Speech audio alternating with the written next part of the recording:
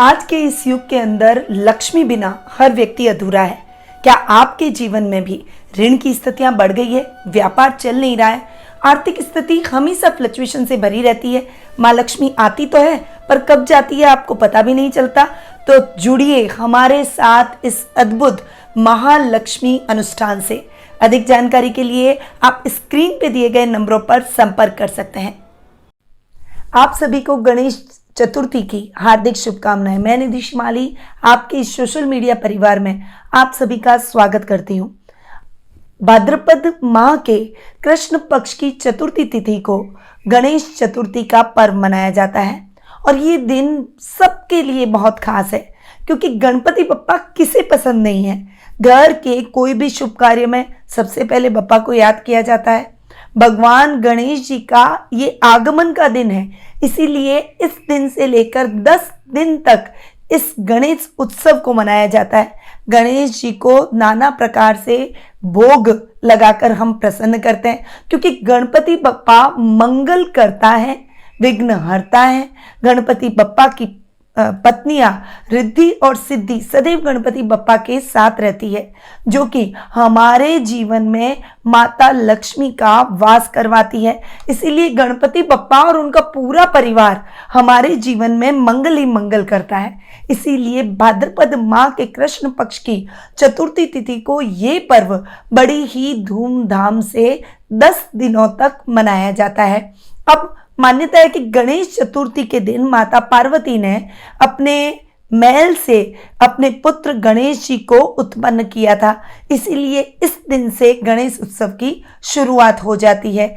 इस साल ये उत्सव 6 सितंबर को आने वाला है। अब गणेश चतुर्थी यानी भाद्रपद माह के शुक्ल पक्ष की चतुर्थी तिथि प्रारंभ होगी 6 सितंबर को दोपहर 3:01 से और 7 सितंबर को शाम 5:37 पर समाप्त हो जाएगी। अब आप सब ये जानने को उत्सुक होंगे कि गणपति बप्पा की स्थापना का शुभ मुहूर्त क्या रहेगा, तो उसके बारे में जान लेते हैं। गणेश चतुर्थी वाले दिन गणपति बप्पा की स्थापना के लिए 2.5 घंटे का शुभ मुहूर्त रहने वाला है। गणपति बप्पा की स्थापना 7 सितंबर को प्रातःकाल 11:10 से दोपहर 1:39 के बीच में आपको कर लेनी चाहिए। यानी आप बप्पा की मूर्ति को घर गाजे बाजे के साथ लेकर आए और उसे सही तरीके से स्थापित कर दें।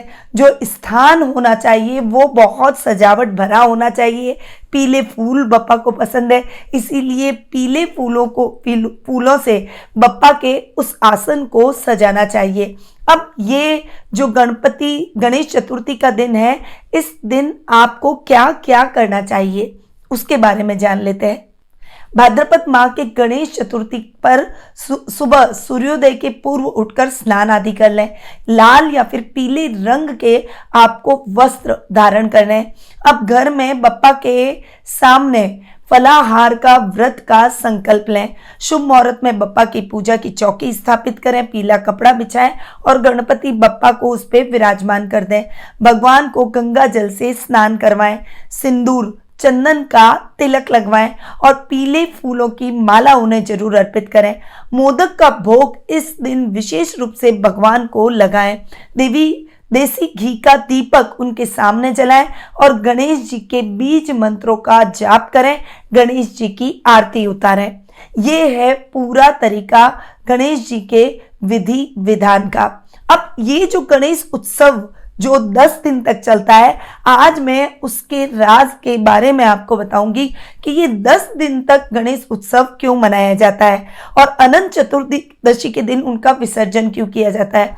हर व्यक्ति आम और खास के मन में ये विचार आता होगा कि गणेश चतुर्थी, गणेश जी ऐसे देवता है जिसको हर कोई अपने घर में रखना चाहता है, विघ्नहर्ता की पूजा करना चाहता है और हर पूजा में उन्हें स्थापित किया जाता है। तो अनंत चतुर्दशी के दिन 10 दिनों के बाद उन्हें विसर्जित क्यों किया जाता है, इसके पीछे भी बहुत रोचक कथा है।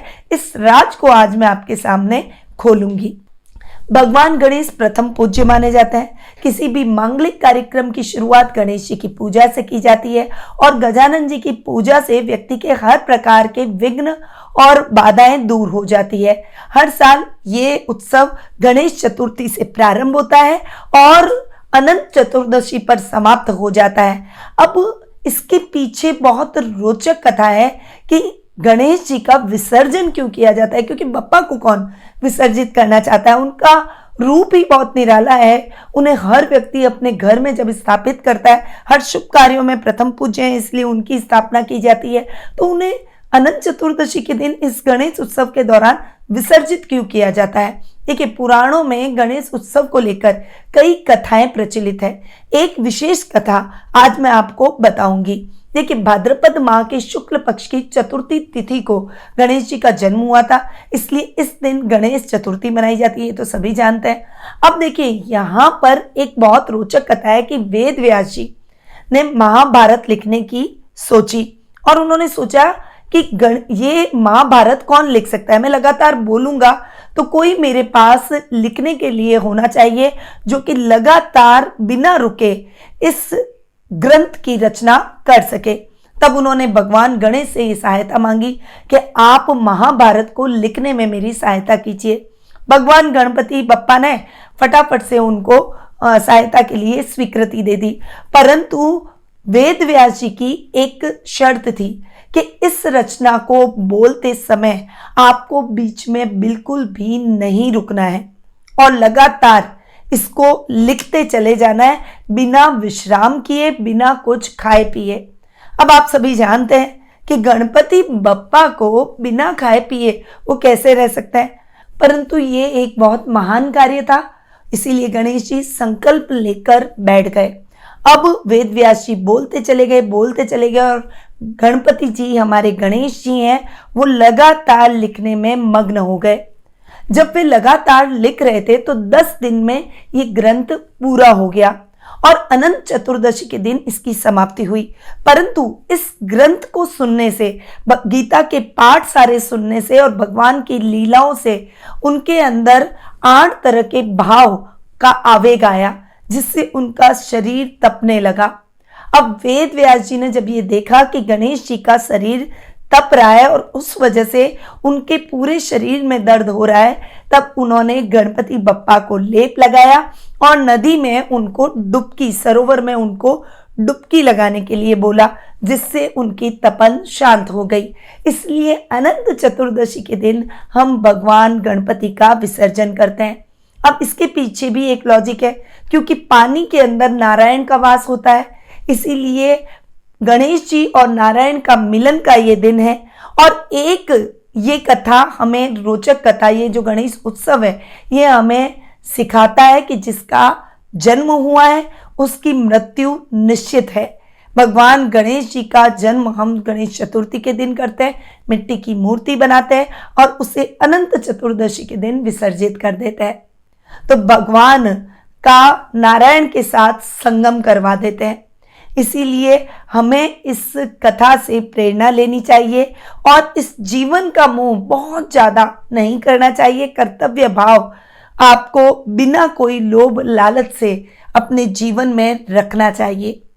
तो ये है 10 दिन भगवान गणेश की पूजा का लॉजिक। आई होप कि आपको ये गणेश चतुर्थी का जो पर्व है और गणेश उत्सव है, जो अनंत चतुर्दशी तक उनकी पूजा है, उसका लॉजिक समझ में आ गया होगा। अब मैं अपनी वाणी को यहीं विराम देती हूं।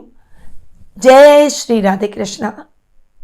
गुरुमानिधि श्रीमाली एक प्रसिद्ध ज्योतिषाचार्य हैं।